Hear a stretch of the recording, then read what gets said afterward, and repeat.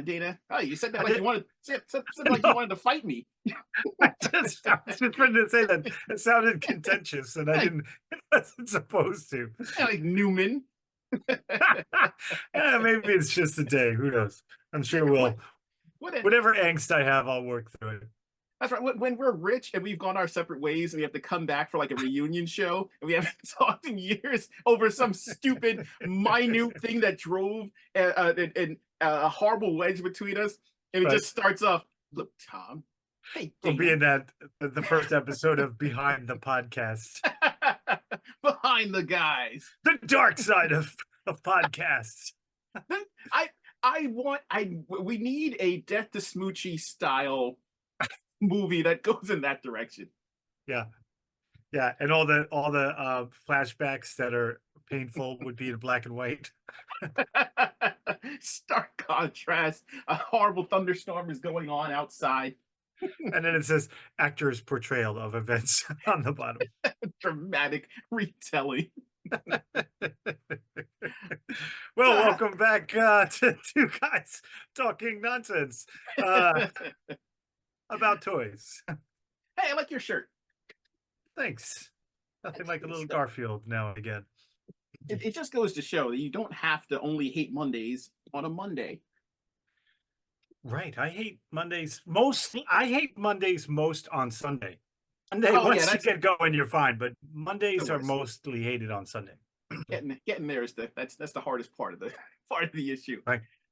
Well, welcome, loyal listeners. So it's not Monday yet. It's still the weekend. So we're doing well. That's right. Your Mondays are great because you get to listen to us talk about toys. Right. Well, at least, I don't know, 10 of you did last week. We appreciate all 10 of you. Keep coming back.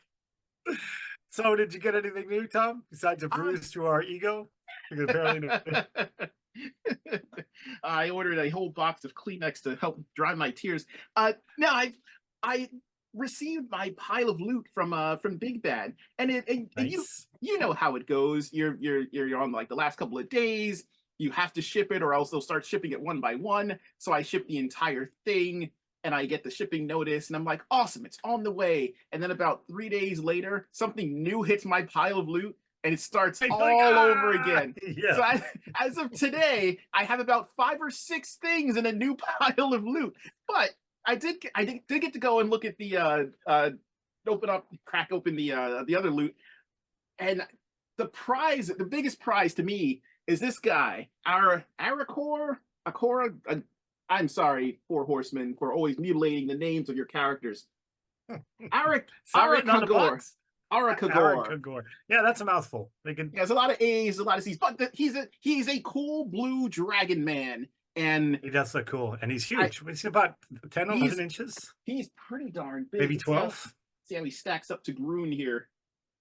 He's a pretty big dude, because Groon I think is about 7 inches or so, because this is the Super 7 version of him. Yeah. This guy is awesome, and I've been looking forward to him from the time that he was announced. So of course, like I said, like after the my pile of loot shipped, the Whiplash homage that they did, the green version of this, hit the pile. So that's waiting for me about 3 months to get from now. A month from now, yeah. Yeah, mine are sitting there forever. Like till the first thing hits its way. We're gonna ship this one, and I'm like, oh no, I get to ship them all. The clock resets, and without fail, I always hit that panic moment where I'm just waiting for the days to tick down. It's like 3 days left, and I'm like, okay, well, I got 3 days. And then the day before, then I become frantic, and I'm like, what else can I add? I gotta throw a couple more things in here. Why? I don't know. It just it makes absolutely no sense. Because you're doing the flat shipping, that's why. Yeah, I need to throw in as many extra little things as possible to make that. Then you go to the clearance panel and do all that. You know what I do? I get the big box, right? And then then we do the show.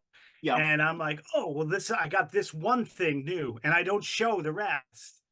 And then I never show the rest, because then I get something new next week, and that whole box never gets on the air of all the new stuff. You got to start doing what I do, where you bring in a mystery box, figure out.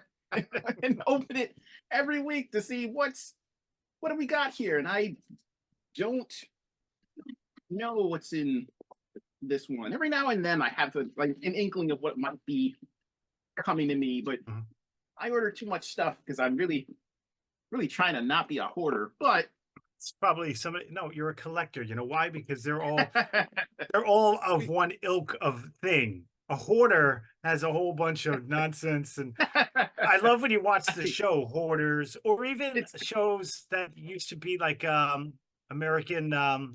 What was that show with Wolf and Frank? American Pickers. American Pickers. Yeah, they come up with someone and they're like, show. "I'm a collector," and they'd open up the barn, and it's just yeah, you're a collector of refrigerators that and exists, right? Yeah, broken washing machines and that's tires. And I'm always amazed by people that have large properties with that. Right. And I always look at that and I'm like, what a waste of space. You know how many shelves? You know how many shelves you could fill up that space with? Right. But I think here we go. I got. I'm expecting it to be like a pinky toe and a ransom note. I don't know if there's anyone in my life who, if they lost their pinky toe, would be that huge of a deal. So I got. Our man's pretty beefy. Yeah, not bad. Yeah, B's actually a little bigger than I expected. So this is for our listeners. This is the Masters of the Universe cross Ninja Turtles merman who comes with a cool. I love that they re-sculpted the tail into a merman tail. Yeah. What Walmart is complete and utter trash. I've never seen one of these on the shelf. All right, here comes the lawsuit. Yeah, so I've never seen one of these on the shelf. I haven't seen Moss Man on a shelf. There are 6 Walmarts within driving distance of me, and I refuse to go any further. But there's 6 Walmarts, and I have seen just Krang in one of them. I know that you had seen one in a different Walmart, but of the ones that I've been to, only Krang, just the once, then he was gone.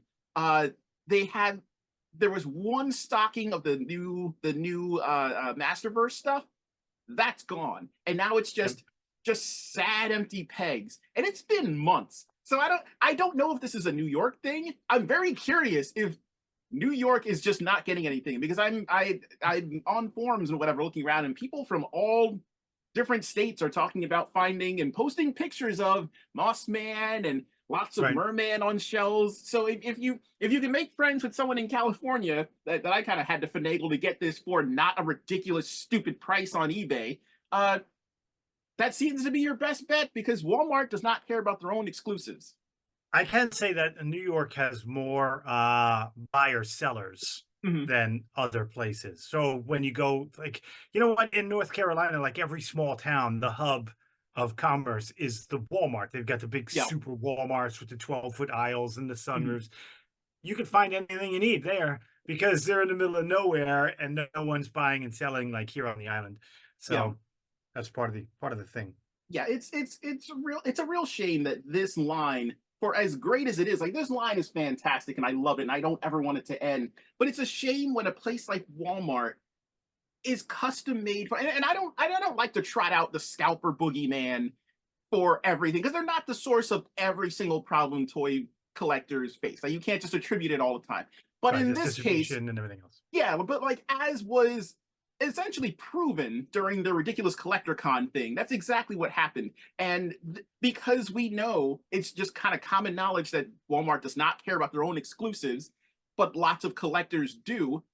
You know, if I'm just in it for profit, I mean, of course I'm going to sit on whatever Walmart every single day, and as soon as I see the person unpacking these, I wipe them all out and then I list them all on eBay for 60, 70 bucks.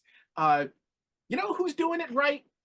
And again, I just can't believe that I'm piling all these accolades on the Big Daddy Target. To Bebop Steady, who should just be called Bebop Steady, went up for pre-order yesterday on Target. I don't know if he's still That's just online though, right? Yes, just online. And I encourage everyone to go and check. The last time I looked, which was late last night, he was still available for pre-order. So go pre-order two Bebop Steadies, and they've been really good with their exclusives. You know, no one had any trouble finding Slash, and I was terrified that I wasn't going to find him. Not only was I able to buy as many as I wanted, I now see him in past, which I did not think I was going to do. Same thing for Mousejaw.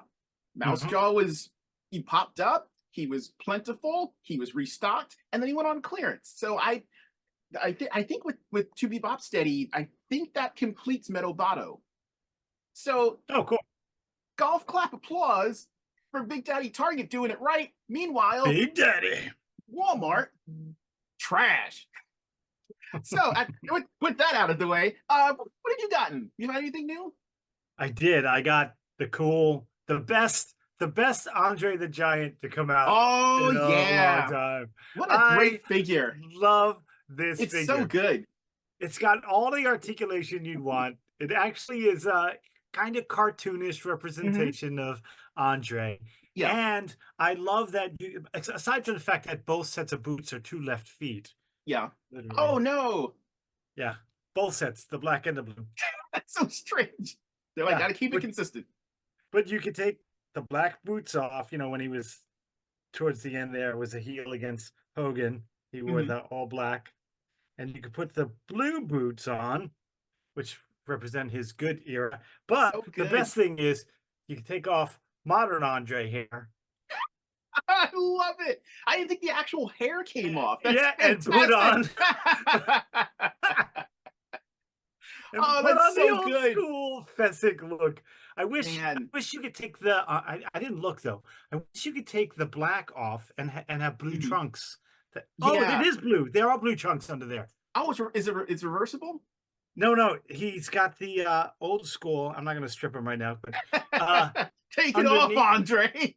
Underneath there is the old school blue trunks. That is awesome. So Good you job, can make Mattel. it completely old school with the blue trunks, the blue boots, and the afro.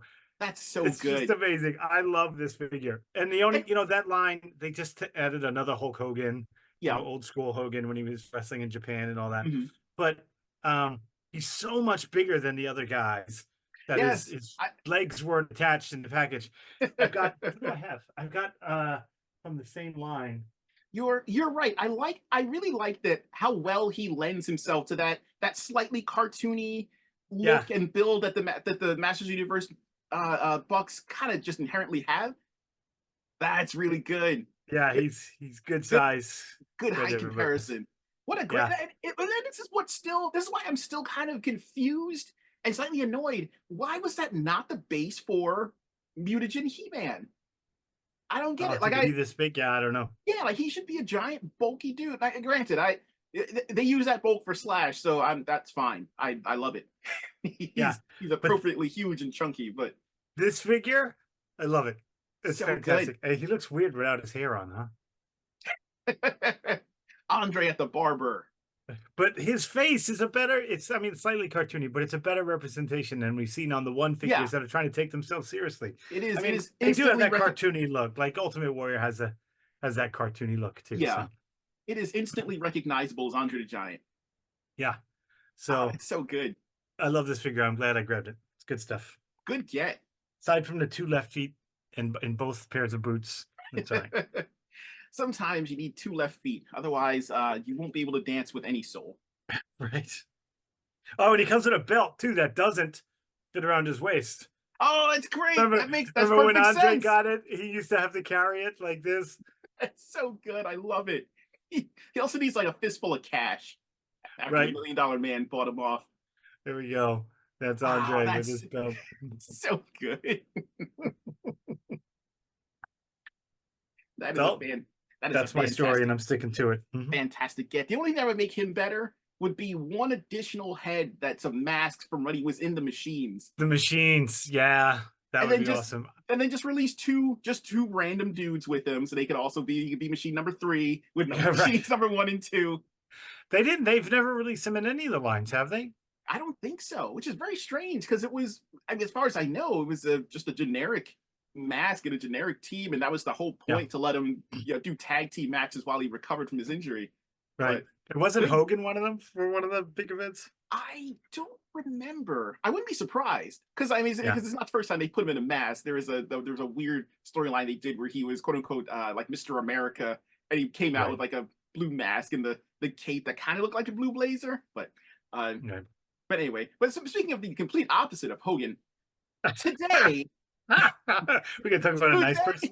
yeah, so today I would like for our topic to be so Juneteenth just passed. Yes. But finally an actual like holiday. Did I work? Yes, because they changed up the way that they handle PTOs in my job. But it's an important holiday. I'm glad that it exists, and it brings to the forefront. Like we've never really we've kind of talked about it, but never really fully got into it. I want to talk about African American action figures, toys, Nice. characters that have appeared in different franchises. Because there's a story to be told, and there has been a whole progress of how they were interpreted back then versus how they were marketed in say like the 80s versus Right. what we are seeing now. Um, Right. so I'm not going to run through like a history or anything. I just kind of wanted to jump into we could just kind of spitball Right. It's such a a lot great of this. topic. And these are the kind of things that I think about and you and I discuss often. So when I was a kid, Mhm. right? Like I like the idea of racism or things being perceived differently um was something weird to me because Mhm. um I didn't feel that way. I never thought that way. My Yeah. first friend, when I went to my kindergarten bus stop, were people of color. Mhm. And so, and then when you start looking back as an adult and you're like, oh, you know what? I really didn't have a lot of toys of people of color. Because when you're a kid, okay, Yeah. so we had He-Man, right? And then we got I Champ think Clamp and I that, think yeah. the earliest that we had of characters who were like bigger than life, everyone knew who they were, was Mr. T. Mr. T, I yes. think that And was the A-Team really, made it big. yeah. I mean, and he kind of had everything. He had mass appeal. He had, yeah, there was the A Team. He had appeared in wrestling. He Hmm. he had his own cartoon show that was just Right. Mr. T. There's the thing. I still kind of wish that they had created, like, I know there was a toy of like Mr. T that was Yeah, I just full have on the him. 12-inch, one. Yeah. I really kind of wish that they had made the dog that he had that also had the little Yes. mohawk, the bulldog with the mohawk. I kind of wish that that existed as a figure, but there's no. Uh, I don't know what the licensing issue I is. don't know. Do you remember But the cartoon? I remember the intro. I don't think I ever Teaming watched up the with Mr. actual. T. Yeah. Yeah, I don't think I remember the actual show itself, but I remember the intro, and he was one of those characters that he appeared in everything. Everything. He had his There's an own episode cereal. there's an episode of Alvin and the Chipmunks where Mr. T shows up. And it's Yeah, it's this great scene where it's all of them in the park, and Theodore just starts, he sees a plate of fries and just starts of eating the course. fries, just starts going to town on them. As any of us would. Yeah, and Mr. T shows up. He's just standing there and he's like, "Hey, you can't eat them fries." And he's like, "But Mr. T," and then he leans in, he's like, "Without ketchup." And he gives him some ketchup and lets him eat his fries. What a great dude. Uh, Yeah, what a great dude. Let some random but rodent eat his food. but with all the marketing that was surrounding him, with everything that he had going on, and he was, on children's programming, he was on different strokes and like the whole thing. But Mhm. he also, like, we also got to see him as an action figure, which was really kind of like ahead of the curve. So not only was he Yeah, just plain old Mr. T, because that, like, at his core, that's who he was. But we also got, when Rocky became a big thing, right. there were Clubber Lang figures. I ever seen the commercials for him versus, and I think Apollo Creed also had figures, but like Right. I you was just really ready to wanted to say see that. Clubber, you really wanted to see Clubber Lang, I and was you just really going to wanted, say that, like Apollo Creed it was a huge character throughout yes, the course, and even into the Creed movies, like Apollo Creed's legacy is being followed. And Clubber Lang was in one movie, yeah, right? Well, I mean, it came back later, but and Clubber Lang had a bigger following than Apollo Creed, and yeah, and that's but because he had so much mass appeal. Like even yeah, grown-ups got a kick out of Mr. T. He yeah, was just knew who awesome. he was. Yeah, like you said, would get the cereal for the kids, and then when he was in wrestling, they also made the action figure for Mr. T in wrestling. I don't know if there's any other character, maybe aside from Carl Weathers, but I don't know how many. I don't remember offhand how many action figures he has had made of him. But Mr. T has appeared in so Oh, many well, there's different not as types of many as he media. deserves. No, especially for being in two of like the top franchises, Yeah, being in they Rocky hardly and do any Predator. Predator with him. Mhm. Yeah, because He's I think getting more now with Mandalorian. Oh yeah, that's true. Yeah, so Mm. he's in like the Star Wars Black series, and NECA did a really good job with their Apollo action figure. I don't remember offhand if he's in the Predator line because I know Arnold got a figure or like a Right. figure adjacent of kind of Right. Arnold. Yeah. I don't know that he I'm was. not quite sure if he was in that, but uh, so I know that you're big into GI Joe. I was not when it was new, and Mhm. I remember because I gave it a shot. I gave it a couple of tries. It was on, and I remember seeing it, and Roadblock comes on screen and only speaks in rhyme, and I was like, Right. yeah, enough. I like, and I know it's of its time. So everyone, yeah, Right. for Yeah, but proper the other context, characters, it's so uh, I was gone, which I should have given right. it more chances, but I was out. So I kind of did myself a disservice because I never got to see the characters like Stalker or like Right. Doc, who were not your typical stereotypes of an African American at that time. Right, right. Yeah, GI Joe was well ahead of its time in a Mhm, lot of ways. So the first African American GI Joe figure was in 1965 mhm, when they were doing the big ones, the 12-inch ones, and then the relaunch and in the 4-inch scale. Still, such firstly like the women were on level ground. yeah, They had Hispanic characters, Native American yeah, characters, African American characters, Asian characters. And you know, here was the cool thing about it though. They were all the good guys. that's Like true. the Yeah, it wasn't. foreigners, they had Russians at the time. That was a big Mhm, deal. They yeah, had Russian Joes, yeah, uh, English Joes, Canadian, Mexican. They had mhm. everyone, and they were all good guys. You know, all the Which bad guys were Australian. So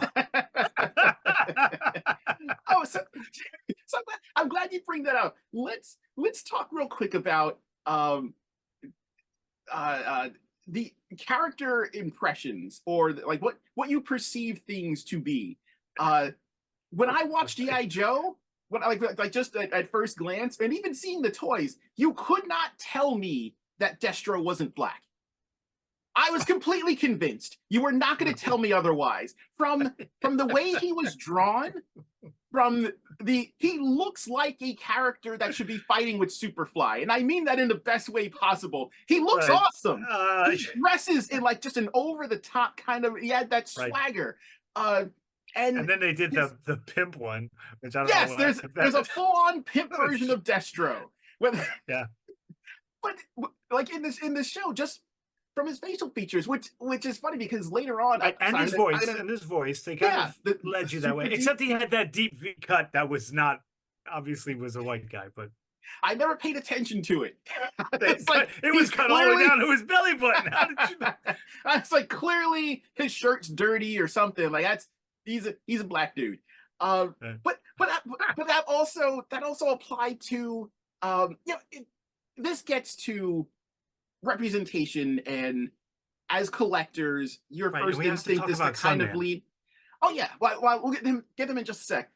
Your instinct is to collect things that appeal or that you relate to, things that Yeah. look like you. You're going to collect, and there was not a whole lot of that going on, so I tended to err towards things that were kind of not human. I loved Heathcliff. I loved Garfield. I loved Transformers, who Mhm. had human characters in it, but the Transformers themselves had such personalities that you know, Jazz clearly black, Yeah, Blaster definitely black. Didn't rhyme quite absolutely. as much as Roadblock, uh, but I was on board, and I associated those characters with a little bit of what I was more familiar with. Mm, Um, I know that there was Bulletproof in Cops. I didn't follow Cops all that much, but I remember seeing the action figures and thinking it was really cool mhm, that one Bulletproof had a really cool power. Um, mhm. which and It was I don't basically Luke Cage. yeah I wonder how much of an influence or if someone just saw Luke Cage and was like yeah absolutely let's just do that we'll make him the one in charge. Uh, but yeah, so let's we're gonna do a lot of jumping around in this, but yeah, but you brought up Sunman, which was Such a great story. massive, Well, and I mean, it starts out as a sad story. You know what? Not sad, but just but unfortunate. Yeah, I mean, what it speaks to the heart of this entire discussion. Wiley Eason's son was, he was he was disappointed because he enjoyed He-Man, but at the same time, there was nobody in the show or on the toy shelves that looked like him. Every Yeah. kid wants to like maybe see themselves as a superhero, which is why, slightly off topic, I give props to Hasbro for trying with their selfie series. The technology needs to improve, but Right. I like what they're Absolutely. trying for. But Mhm. I love that Wiley Eason said, "I need a figure for my kid so that it looks like himself, so that he can understand that you could go on to do great things. You can grow up to be, whoever you want to be, and as a kid, you can also be this super powerful character that is just like He-Man or whatnot." Just as a quick aside, have you ever seen the movie called White Man's Burden? I have. You know what? I just Great, realized while we're talking that Mr. T is great. right here over my shoulder, There he is. He and his approves of biography this is right conversation. there. That's his biography right there. You came Mr. T by prepared. Mr. T. You came prepared for the discussion, sir. Yes. But it's a great movie with like John Travolta, and there's a scene that I remember always really stuck out to me where Wasn't he, Harry Belafonte in that? yes, and he doesn't, he like they play off each other just remarkably. It's a much better movie than I think it got credit for. But I agree. I agree with you. there's a scene in it that always stuck with me, and it's a moment where uh, uh, Travolta has his son, and he's like separated from the mom, and he wants to, he's doing this the divorced dad thing, and they Mhm. go to the toy store, and it's for people that do not know or not familiar with the movie. The general premise is this is a world where essentially the racial majorities are flipped. It's So flip, yeah. black people are the majority in this world. White people, like, it's just role reversal. Everything you see going on right now for black people was going on with white people. So there's a moment where he takes his son to the toy store, and they're looking at the toys, and his kid picks up like that world's version of He-Man, which is a black character. And Travolta's looking around. He's like, "Well, hey, why don't let's see. Well, like, you've got him already. Maybe we could get, like, what about this guy?" And he picks up someone that just looks like Duplico from the Sunman Wave, or looks like Cody Rhodes. And he's like, "What about him?" And he's like, "I don't want him. He's like the sidekick. He's like the loser character. He's the whatever." And it's and I'm sure for a lot of people it's just a throwaway line, it's just a throwaway scene. But for Right. me, it For hit those who know. hard because, yeah, like, if you understand that, if you've been in a situation where, yeah, like, I love He-Man, but you know who I like the most in He-Man? The Snake Men, because Right. there was no race attachment to them. They were just super cool looking characters, and Wiley Eason said, "I want my son to have, an action figure that he can look at and relate to, uh, and that would be great." And came up with Sunman. Not only came up with Sunman, but also came up with Butterfly Woman. I forgot the name of her military line. There was a military line that she came up with that was Oh, I know African that. American versions of GI Joe, and I am very glad that Mattel I pulled do remember Sunman those being into the on the line. shelf. They were like the Yep. corpse figures. They were like Yes. corpse. Yep. Mhm. And now we're seeing more of that. Like, I am glad to see, Hasbro, Mattel, when they put out characters like the Cobra Troopers, you now have a selection. You can pick like extra heads where, it might just be like a white person, or it might be a black person. And it's important to have that. I don't think that that's a negative. I think that when you, even if I'm just speaking strictly as a Quintesson style capitalist, unthinking monster, expand your customer base. Don't you Right. want as many people as possible? Everyone's got some money. Don't you want as many people purchasing your product as possible? Right. You know who had that? I don't know if it was that mindset or if it was something a little more noble, but like in the 80s, the Cabbage Patch Dolls. Yes. That Yes, they did 100%. really they did that really well. Hmm. I always liked, and again, this goes back to, assigning race where maybe there was not one intended. Thundercats. I loved Yeah. Thundercats, Panthro. but yeah, Panthro was clearly black. He was voiced by uh oh, I forgot his name offhand. Earl Hyman. He was voiced by Right. Earl Hyman, the voice of Grandpa Huxtable, and he was awesome. And even though Yeah. Tiger was technically my favorite Thundercat, I loved Panthro. He was right there next to him. Panthro was a lot of people's favorite. He was Jared's favorite when he was young. Mm-hmm.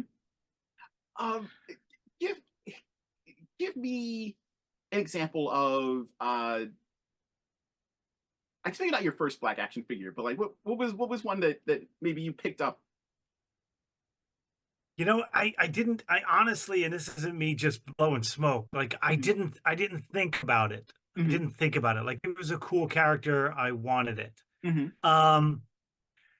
You know, we had some GI Joes, and then but when we were young, thinking back, like I didn't have Champ Clamp when I was a kid, and I Yeah. feel like the first character that we really had that was an African American representation was Lando Calrissian. Mm-hmm.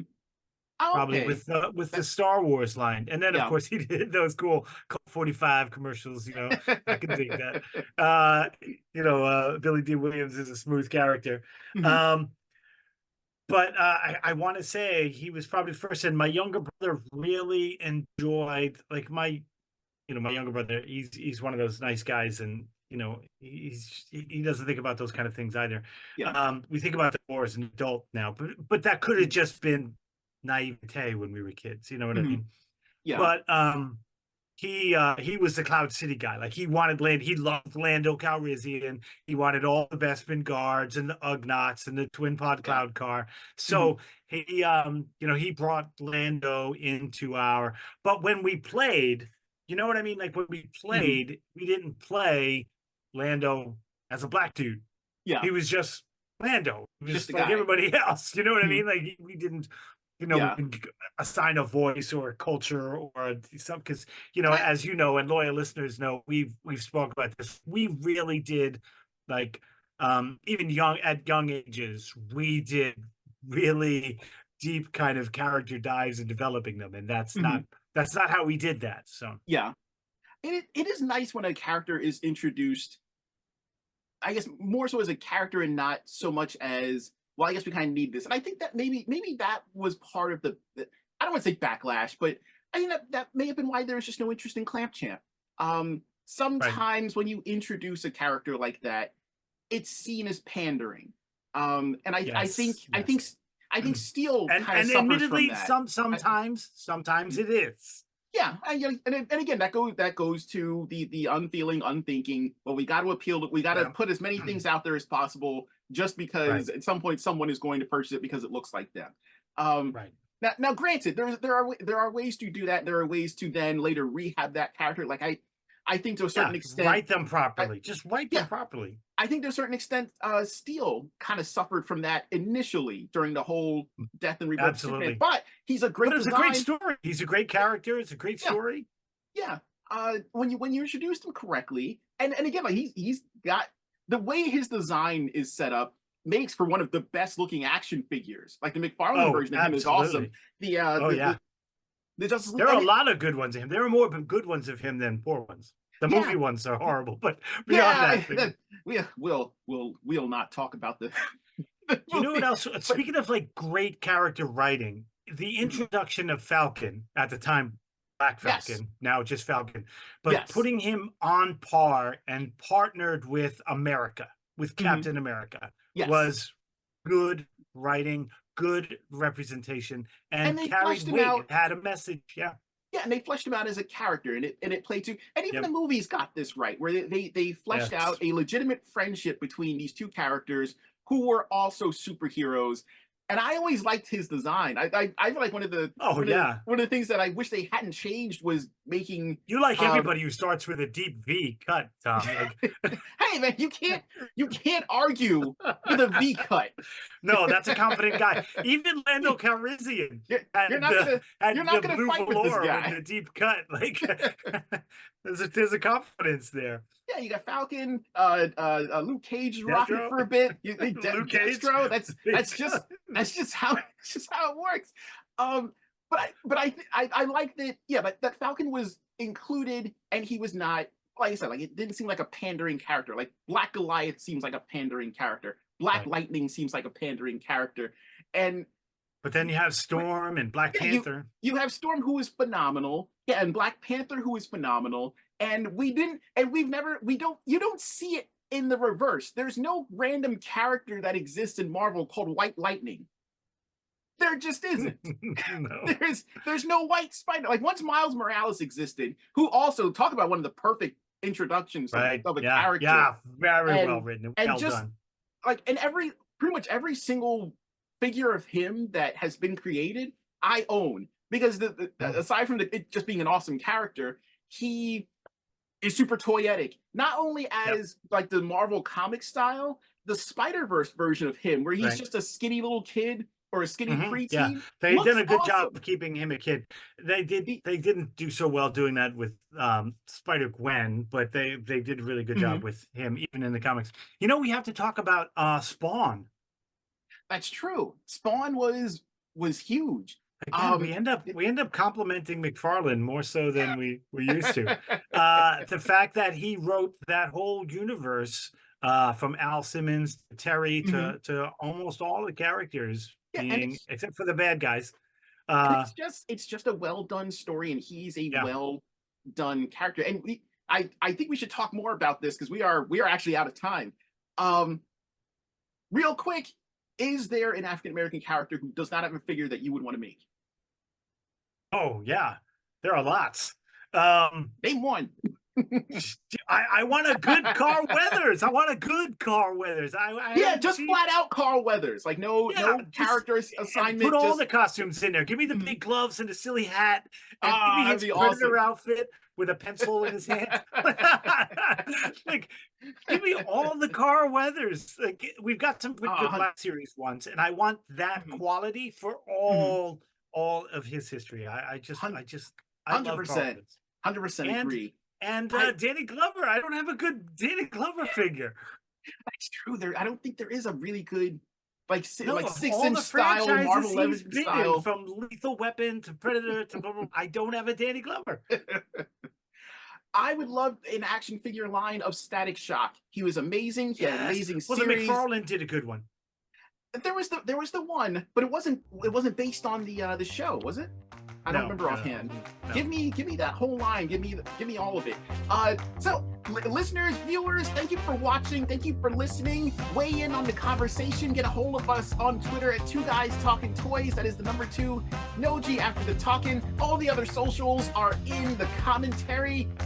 Take care, everybody.